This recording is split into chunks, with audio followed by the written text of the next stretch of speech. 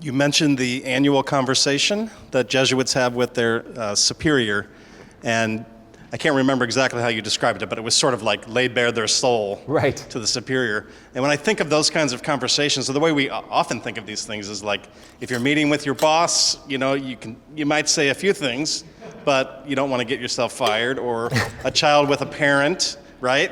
Yeah. Tell them enough, but you don't want to tell them too much because, Right. yeah.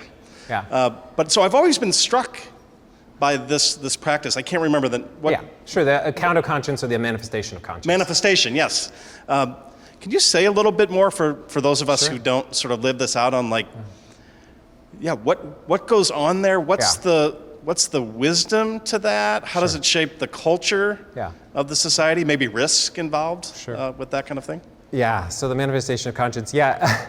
I mean, believe me, Randy, we do joke, like when someone's about to have their manifestation of conscience about like, well, it's been nice knowing you,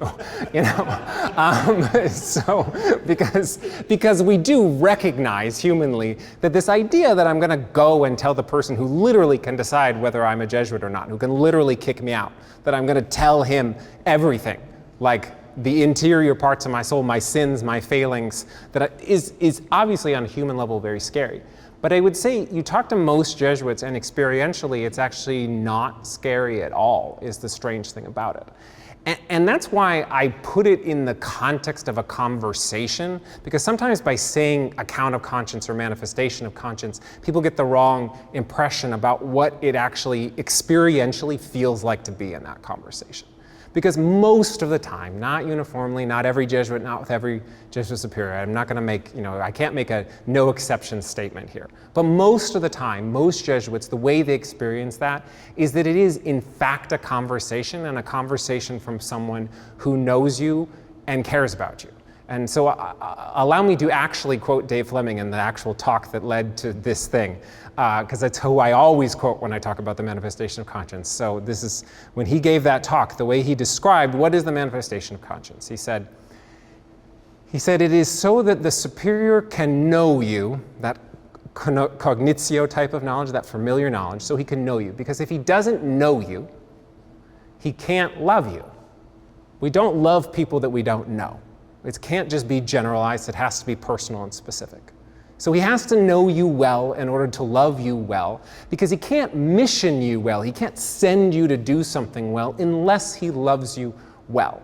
That's, I think, every time I say that to Jesuits, I get a lot of nods, because I think that's experientially what most of us feel like. They're literally not in the audience right now, by the way, the Jesuits. Literally, that's how most of us experience it, is that it is that way. Now, again, there are exceptions because we're a human organization and things happen. But most of the time, that's the experience of it. And so, that's why I like putting it in the context of the conversation, of the exercises, spiritual conversation more generally, because the point is, it is people speaking familiarly to one another. And you know that this is not information that the provincial wants or the major superior wants because he wants to punish you or to kick you out or to do anything terrible to you. He wants it for two reasons. Because he wants to know what you need so that you can do the good work you're doing. And he wants it because he wants to know where are you going to succeed?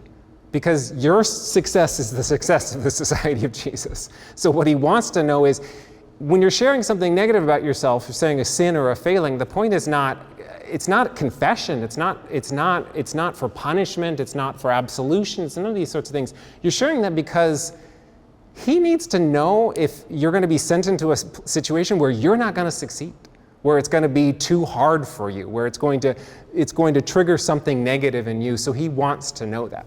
But I agree, but it relies on a tremendous amount of trust, which is another talk for another day, but that I actually have on this question of. In fact, I wrote a whole article that's not published yet on the relationship between Ignatius of Loyola and Hieronymo Dominic.